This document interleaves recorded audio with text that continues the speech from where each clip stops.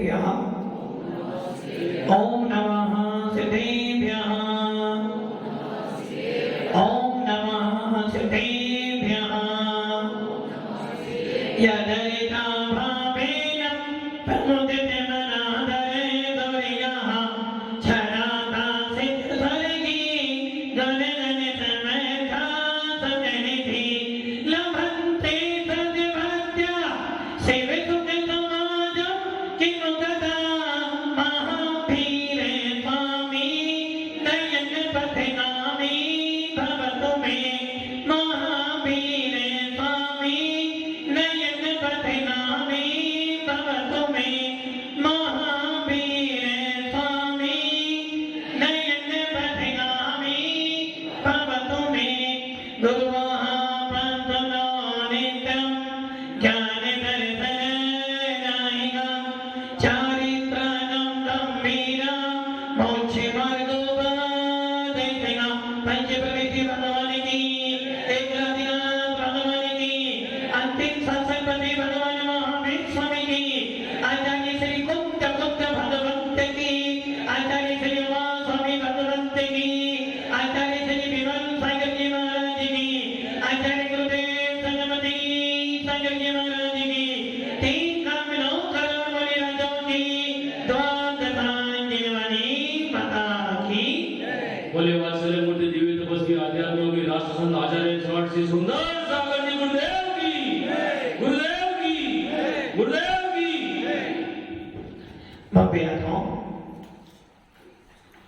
भगवान महावीर जिनके पावन शासन काल में हम सब अपनी आत्मा को भगवान बनाने का उद्यम पोशाक कर रहे हैं।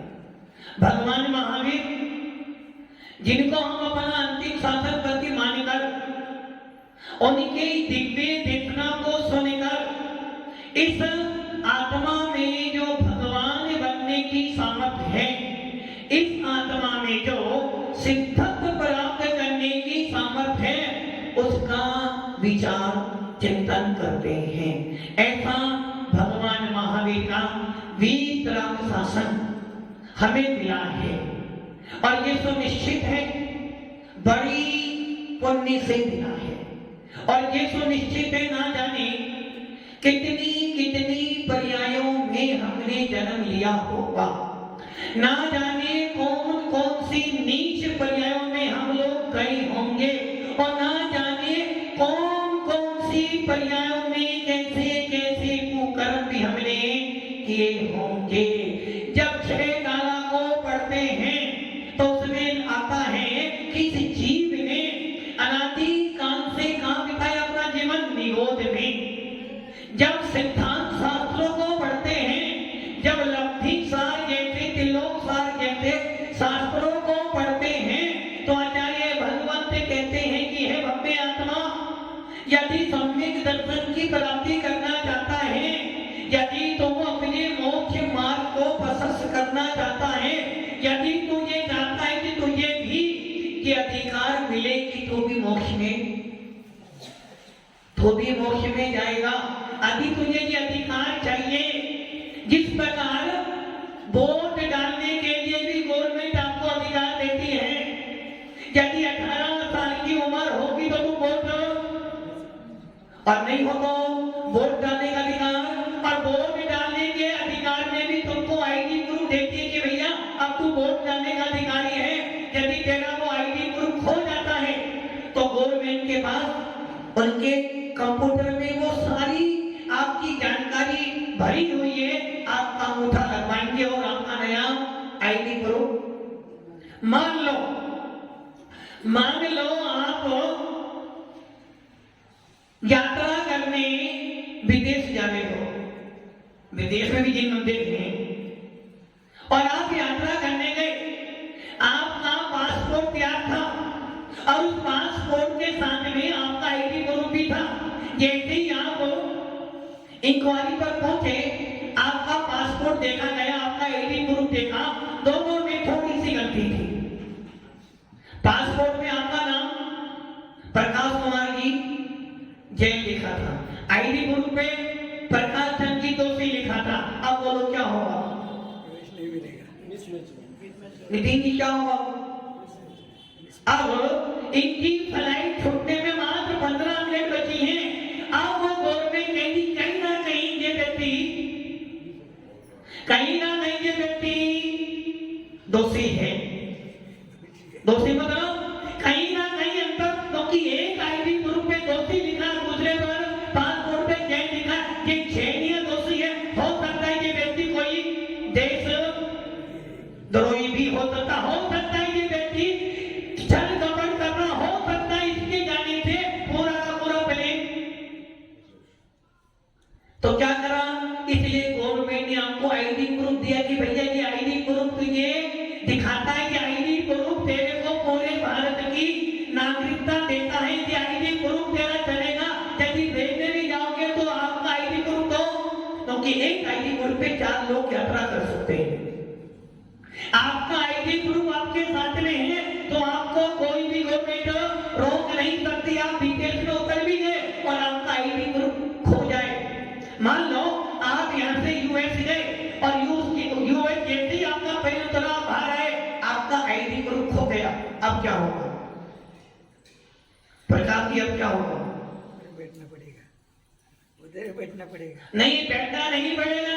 ये इंडिया से आया है, इंडिया से आया, हो सकता कोई ना कोई गड़बड़ी है, कोई ना कोई गड़बड़ी है, वो आपको अब बिठाएंगे नहीं, सीधा खाने जाएंगे।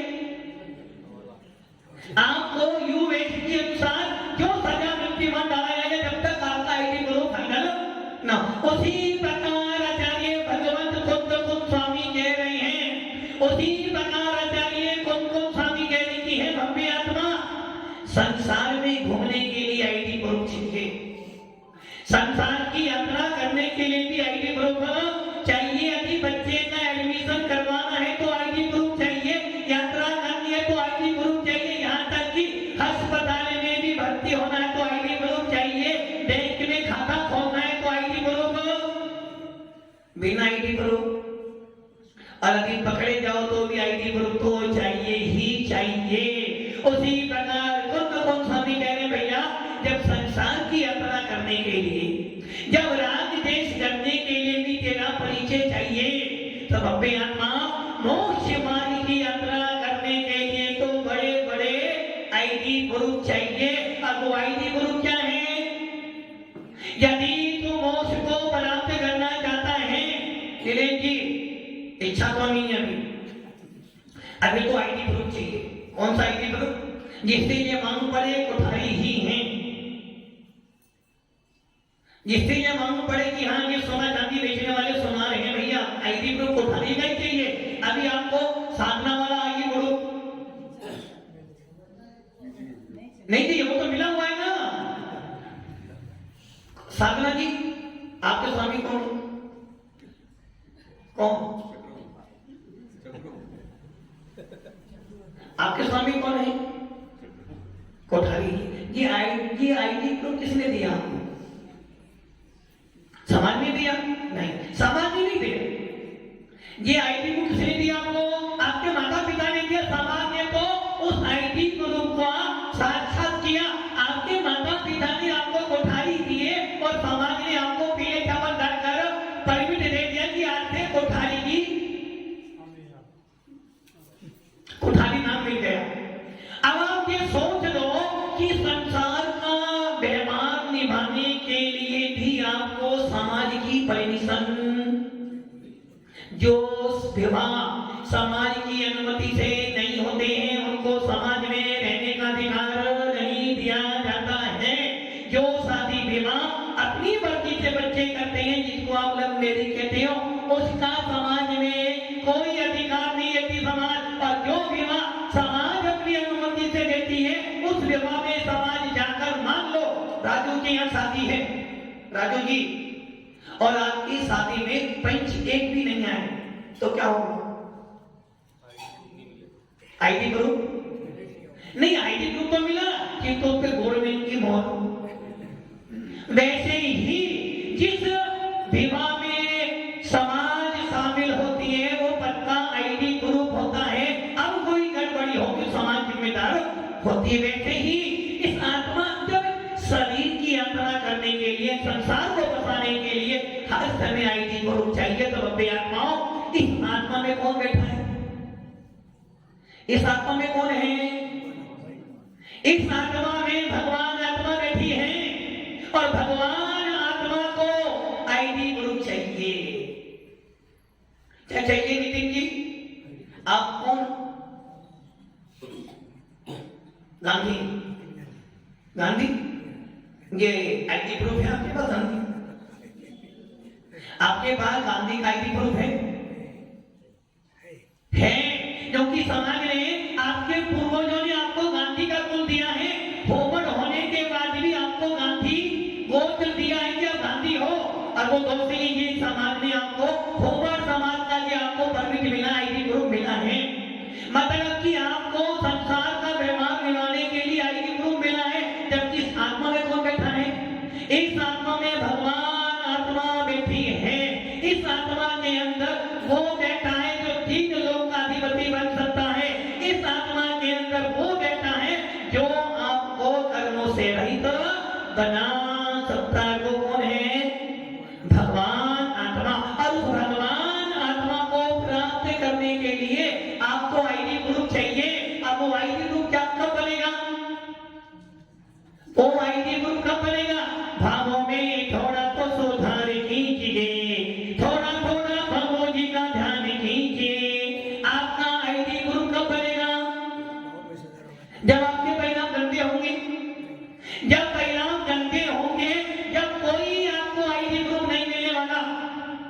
जब आपके परिणाम निर्मल होंगे, जब आपके परिणाम बढ़िया होंगे, जब आपको आईडी ग्रुप मिलेगा। अभी क्या बोलना पड़ेगा? अभी सुन रहे थे ना, जो बोएगा, जो बोएगा वही रोएगा। किसान खेती में, किसान खेत में बीज बोता है तो होता है क्या? किसान खेती में, खेत में बीज बोता है तो रोता है क्या बेटा जी? रोता है कब है? जब बीज बोने के बाद भी समय पे पानी ना मिले तो रोता है। कुमार अपना घड़ा बनाता है, पानी गिर जाए तो कुमार रोता है कि सारे घड़े खराब हो जाएंगे। और किसान जब बीज बोता है और पानी नहीं आए तो वो भी रोता है। उसी प्रकार भव्य आत्माओं, ये जो आत्मा मिली है, जब आप परिणाम खराब बनाते हो, जब आप परिणामों को गंदा बनाते हो, तो आपकी आत्मा भी रोती है कि तूने गंदे परिणाम बनाए, अब तेरा आईडी ग्रुप ठीक हो गया। और जब अच्छे परिणाम बनाते हो तो आत्मा कहती है भैया तूने अच्छे परिणाम बनाए तो तुझे अब परमिट मिलेगा। कहेगा परमिट? यदि तूने अच्छे भाव बनाए हैं, यदि तेरी आत्मा के अंदर मोक्ष जाने की भावना उत्पन्न हुई है, तो सबसे पहले तुझे आईडी ग्रुप तो मिलेगा। किंतु आईडी ग्रुप प्राप्त करने के लिए कुछ कार्रवाई करनी पड़ेगी। आपको इंडिया से विदेश जाना है, वीजा बनवाना है। वीजा बनवाने गए और वीजा बनवाते बनाते जब वीजा बन रहा था, वीजा बनाते बनाते ही आपके शरीर की टेस्टिंग की गई कि कोई बड़ी बीमारी तो नहीं है इनको, और लगा आपको बीमारी है तो क्या हो जाएगा? क्या हो जाएगा? आपका वीजा बनता बनता भी कैंसिल हो और वीजा बन भी गया। जिस प्रकार वीजा बन भी गया, जिस प्रकार जब कोई व्यक्ति विदेश जाता है, यात्रा करना जाता है, हज पर जाता है, तो सबसे पहले डॉक्टर क्या करवाता है? वहां के जो ऑफिसर होते हैं पहले आपकी बॉडी का निरीक्षण कराते हैं, चेकअप कराते हैं, कहीं अटैक वाला जीव तो नहीं है, कहीं कैंसर वाला जीव तो नहीं, कहीं मर तो नहीं जाएगा। क्यों करवाते हैं? क्योंकि यदि आप अकेले मरते हो तो पूरी की पूरी यात्रा, पूरा का पूरा प्लेन जाम हो जाएगा। उसी प्रकार भव्य आत्माओं, यदि तू इस आत्मा में भगवान आत्मा को प्राप्त करने की इच्छा व्यक्त करता है, यदि तू अपनी इस आत्मा के अंदर ये परमिट चाहता है कि मुझे मोक्ष का अधिकार मिल जाए, मोक्ष में कौन जाएगा? भगवान की मोक्ष में कौन जाएगा? नहीं, क्या जैन जाएगा ना? जैन के अलावा तो मुनि कौन बनेगा? जैन ही बनेगा। ये संपत्ति तुम्हारी है क्या? कोई तुम्हारे बाप की संपत्ति होगी, जैन ही बनेगा मुनि। ये ध्यान रखना, जैन ही मुनि बनेगा जरूरी नहीं है। हमारे कोई जैन नहीं थे, सबके सब ब्राह्मण थे, ब्राह्मण। और हमारे तीर्थंकर कोई जैन नहीं थे, क्षत्रिय थे, क्षत्रिय। और क्षत्रिय जो होते हैं वो आत्मा को भगवान बनाने का प्रोत्साहन करते। हमारा जन्म, हमारा धर्म जातिवाद का नहीं है, हमारा धर्म तो कर्म प्रधान है। क्षत्रिय जो होते हैं कोई हमारे भगवान क्षत्रिय कर्मों में भी शूरवीर होते हैं और कर्मों को काटने में भी शूरवीर। तो इसलिए जैन कोई जाति। धनपाल जी आपकी जाति कौन सी है? धनपाल जी जाति कौन सी है? तो मनुष्य जाति। जाति मनुष्य जाति नहीं होती। आपकी जाति कौन सी है? जाति मतलब आप किस जाति के हो? पंचीकरी। भैया हमने तो आपको एक हिंदी बोला ही नहीं कभी। पंकज जी आपकी जाति कौन सी है? किस जाति को मानते हो आप? किस धर्म को मानते हो? जैन आप किस जाति के हो? एक समुदाय बड़ा हुआ है और मैंने बोला भाई सारे जैन आ जाओ, क्या करोगे? कीर्ति जी जाति कौन सी है? जैन। देखो कीर्ति जी जैन जाति है हमारी। वो पे कौन सा?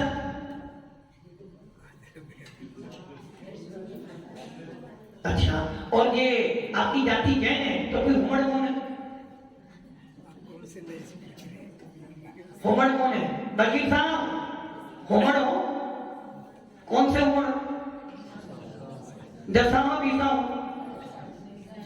हुमड़ हो ना? अरे भैया जैन जाति नहीं, जैन धर्म है। जातियों में लड़ाइयां होती हैं, धर्म में लड़ाई। इसलिए भगवान महावीर ने बोला भैया जैन कोई जाति नहीं, जैन तो विश्व वंदनीय धर्म है। और जो जैन शासन को पालन करेगा, जो विश्व शासन को पालन करेगा, वो ही मोक्ष का परमिट प्राप्त कर सकता है। राजू जी कौन सी जाति है? जैन जाति जैन भी? अरे जैन धर्म थोड़ा कम से कम चतुर्मास के अंत में जाते खाते गोस्थान पहले से चौथा होने की उम्मीद लगती। अब मैं आपको ये बता रहा हूं कि यदि तुम्हें मोक्ष में जाना है, परमिट तो चाहिए। यहां तक कि आजकल तो सिलेंडर लेने के लिए भी, गैस सिलेंडर लेने के लिए आपको आईडी प्रूफ दिखाना पड़ता है, राशन कार्ड दिखाना पड़ता है कि हमें ये आईडी प्रूफ है, हमारा आईडी प्रूफ। उसी प्रकार इस आत्मा में कौन बैठा है? भगवान आत्मा। किसकी भगवान आत्मा? किसकी भगवान आत्मा? भगवान है कहां? कहां है भगवान? चंदापुर मंदिर में। कहां बैठे भगवान? राजू जी भगवान है नहीं, आत्मा की बात तुम चंदापुर मंदिर कहां पे तुम्हारा? कीर्ति जी किस मंदिर की दृष्टि हो? गांधी देखो, नितिन जी वो भी गांधी के मंदिर, तुम भी गांधी, वो भी गांधी।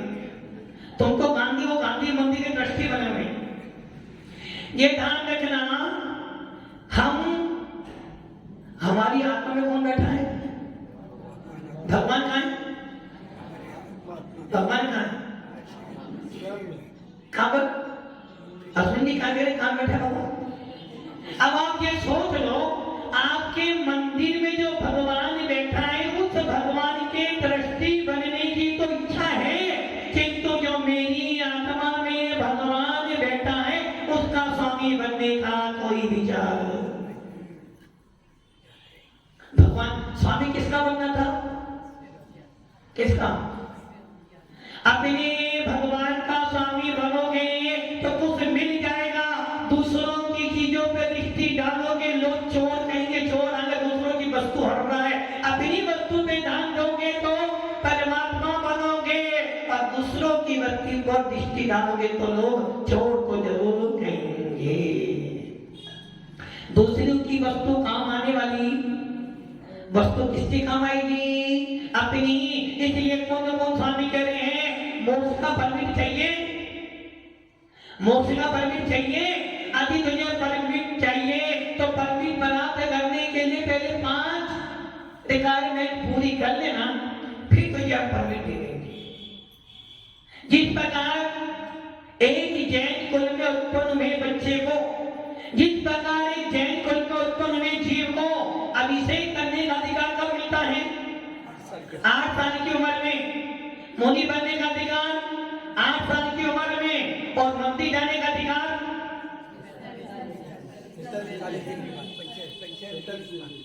45 दिन के बाद। अब कहीं गड़बड़ी नहीं हो रही कि 45 दिन के बाद मंदिर जाता है और 8 साल के बाद वो अभिषेक कर, कहीं गड़बड़ी नहीं हो रही?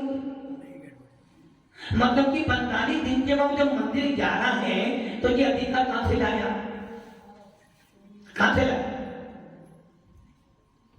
किस शास्त्र से लेकर आए कि 45 दिन के बाद ही मंदिर जाएगा वो? 45 दिन से पहले नहीं जाएगा, और 8 साल से पहले। चलो 8 साल के बाद वो 8 साल की उम्र में वो अभिषेक, ये परमिट तो शास्त्र दे रहा है, किंतु 45 दिन के बाद ही मंदिर जाना चाहिए। शास्त्र में है, मैंने तो ऐसा कोई शास्त्र पढ़ा नहीं अभी तक। जिन आप पढ़ते हो पंडितों की बातें, हमारा धर्म कपड़े वालों का नहीं है, हमारा धर्म तो निर्गंथों का है, निर्गंथों का। और यही गड़बड़ी हो रही है, जब जब वस्त्रधारी आए हैं तब तक किन शासन धूमिल हुआ है। 24,000 साधु थे भद्रभाव स्वामी के समय में, निर्गंथ थे, कपड़े वाले आए और 2 परंपराएं चल पड़ी, एक निर्गंथों की और एक भीतरा शासन की और एक वस्त्रधारियों की। जब जब भी धर्म में विवाद होगा, कपड़े वालों से ही विवाद होगा। हमारा धर्म निर्गंथों का धर्म है। 45 दिन बाद मंदिर ले जाते हो, ऐसी समाज की व्यवस्था बन गई है, चली आ रही है गुरु परंपराओं से। किंतु 8 साल के बाद, 8 साल के बाद काय का अधिकार मिलता है? अभिषेक करने का। गलती नहीं कर रहे। 8 साल के बाद प्रकाश जी कहे हार देने का अधिकार मिलता है। अरे भैया छोटी छोटी बातें क्यों करते हो? 8 साल के बाद तुझे अधिकार मिलता है, हार लेने का अधिकार मिलता है। 8 साल की उम्र में तू मुनि बन सकता है। 8 साल की उम्र में तू साधना कर एक अंतर्मुख में मोक्ष प्राप्त कर सकता। कौन दे रहा परमिट? ये परमिट भगवान आत्मा दे रही है। और यदि तू मोक्ष को प्राप्त करना चाहता है तो ये 5 प्रकार के नियम पालन करने पड़ेंगे। पहले वो नियम पूरे कर दे तो ये परमिट मिलेगा। पहला नियम, सबसे पहला नियम, सबसे पहला शर्त है आपको 6 उपशम लब्धि प्राप्त करनी पड़ेगी। नंबर 2, आपको विशुद्धि लब्धि प्राप्त करनी पड़ेगी। नंबर 3, देशना लब्धि प्राप्त करनी पड़ेगी। नंबर 4, प्रयोग लब्धि, और नंबर 5, करण लब्धि। जब ये 5 लब्धि तू पूरी कर लेगा, कौन सी उम्र में? उससे पहले शादी करने की कोई उम्र? शादी करने की उम्र है जहां 10 साल में भी होती है, 12 साल में भी होती है, 15 साल में भी होती है। और कीर्ति की आपका विवाह कब हुआ था? 20 साल। पंकज जी आपका 21 में। हाँ दादाजी आपका कब हुआ था? 49 की। आपको सन को बताओ उम्र।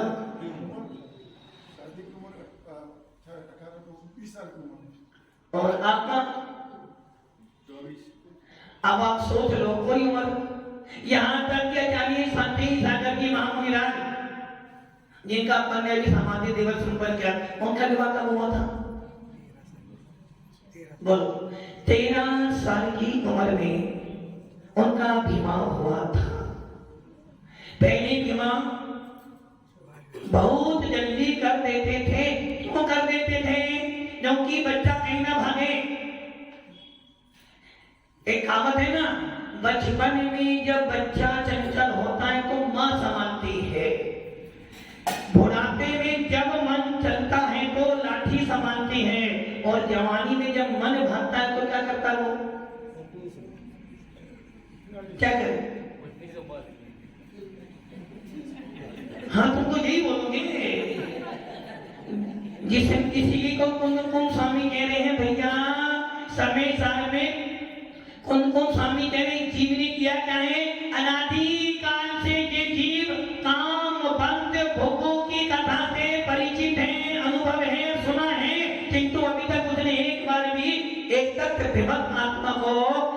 देखा है, ना सुना है, ना अनुभव प्राप्त। इसलिए असमन को ताजा लाना है, जवानी में चाहिए।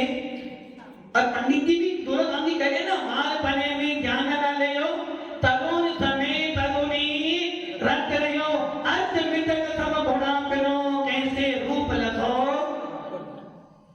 इसलिए आचार्य भगवान कहते हैं, जवान अवस्था में, युवा अवस्था में जब चंचल मन होना चाहे तो क्या करना, पहले से बांध दो। किससे बांध दो?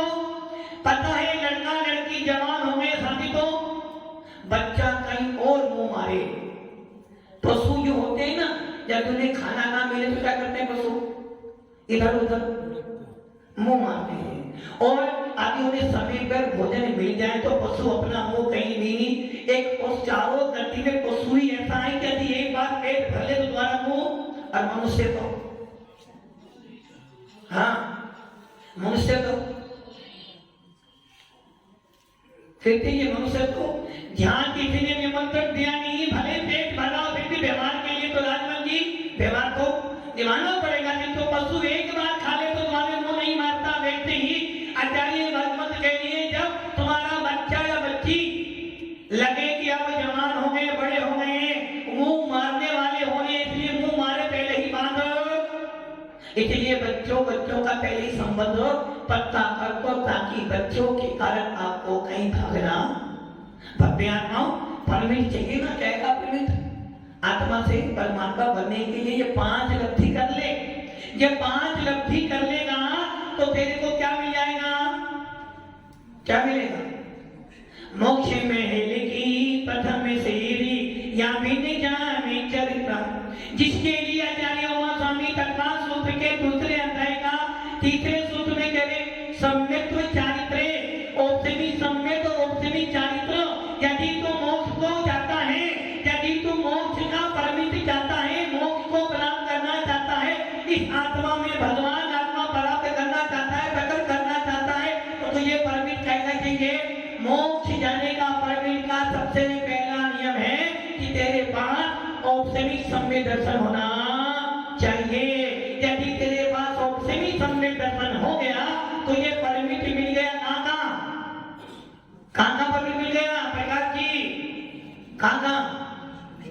मोक्ष में जाने का परमिट मिल गया। ये सम्यक दर्शन मात्र अंतर मूर्ति के लिए है, अंतर मूर्ति के लिए। आगली से एक समय ऊपर 48 मिनट से एक समय कम मात्र अंतर मूर्ति के लिए है। यदि अंतर मूर्ति के लिए तूने सम्यक दर्शन प्राप्त कर लिया, अब तो ये मोक्ष में जाने से कोई, किंतु मुनि तो बनना पड़ेगा। मुनि तो बनना पड़ेगा। समय अवधि कितनी है प्रकाश जी, कितनी है? थोड़ी रह गई है। अंतर मूर्ति के लिए सम्यक दर्शन मिला है, और इस अंतर मूर्ति में यदि तूने अपने सम्यक दर्शन पूर्वक प्राणों को नष्ट कर दिया, समाधि मरण कर ली, तेरा मरण हो गया, तो तू देव गति में जाएगा, बेमानी देवों में जाएगा, और निश्चित हो गया कि तू अर्ध पुंगल प्रवर्तन काल में निश्चित मोक्ष में चला जाएगा। किंतु ये ध्यान रख लेना, जो लोगों की मानता है सम्यक दर्शन, सम्यक ज्ञान, ज्ञान करो, ज्ञान करो, ज्ञान प्राप्त कर लोगे तो मोक्ष मिल जाएगा, ज्ञान के बिना मोक्ष मिलने वाला नहीं। उन लोगों के लिए आचार्य कुंद स्वामी कह रहे कि भव्य आत्मा, अच्छा काम कर, मोक्ष में जाने के लिए सम्यक दर्शन चाहिए, जरूरी है, किंतु सम्यक दर्शन अकेला मात्र मोक्ष का कारण तो हो सकता है, किंतु मार्ग है, किंतु मोक्ष मिलने वाला नहीं। यदि मोक्ष प्राप्त करना है तो मुनि तो समय कितना है प्रकार की? समय कितना? थोड़ा है। कितनी आयु मिली है? 100 साल, 120 साल, आदि बीत गई है, और आदि का भरोसा। इसलिए कहते हैं ना, अभी जो मिला है फिर ना मिलेगा, कभी नहीं, कभी नहीं। अंतर मूर्ति का सम्यक दर्शन तुम्हें मोक्ष जाने का आईडी प्रूफ देना है, और वो आईडी प्रूफ करा कि एक बार मुनि बन जा, एक बार मुनि बन जा, भाव सहित मुनि बन जा, एक बार सम्यक दर्शन पूर्वक मुनि बन जा, छठा मुनि स्थान प्राप्त कर ले। यदि एक बार तूने समाधि मरण कर लिया तो तेरे भव का परमिट हटकर मात्र तेरा एक परमिट चलेगा क्योंकि अब मोक्ष में जाना ही पड़ेगा। इसलिए भव्य आत्माओं, मोक्ष की यात्रा करनी है, परमिट प्राप्त करना है, और परमिट है समय जब तक, और जिस दिन मुनि बन जाओगे उस दिन तुम्हारा पासपोर्ट क्लियर हो जाएगा कि बस अब ये मोक्ष मार्ग पे खड़ा हो गया है, अब ये निर्गंतों का भेद ले लिया है, अब तो मोक्ष जाना ही जाना है। तो हम सब भी अपनी मोक्ष की यात्रा पूरी करें। ओम नमः सिद्धि।